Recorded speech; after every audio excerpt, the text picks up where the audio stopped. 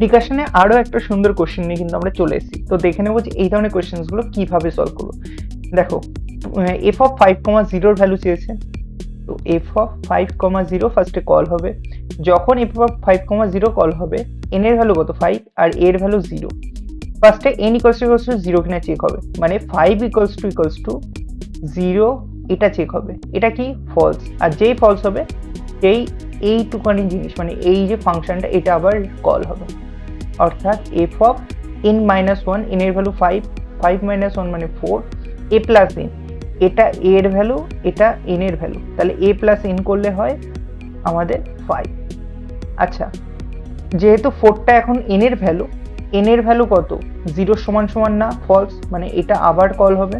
যখন কল হবে তো আবার হচ্ছে দেখো আমাদের F of P R A plus N মানে 5 প্লাস 4 দ্যাট ইজ 9।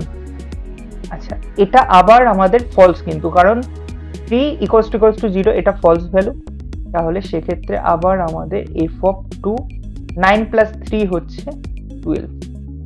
এটা আবার আমাদের কল হবে এফ অফ 1, 14, এটা আবার কল হবে এফ অফ 0, 14 প্লাস 1 15।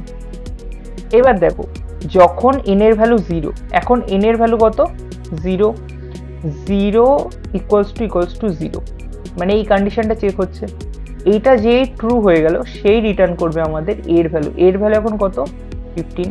তাহলে এই ফাংশনটা রিটার্ন করলো 15, এবং এই 15টাই প্রত্যেকটা ফাংশন হয়ে হয়ে একদম ফাইনাল যে ফাংশনটা আমাদের চেয়েছিলাম আমরা এটার আউটপুটে দিয়ে দেবে 15।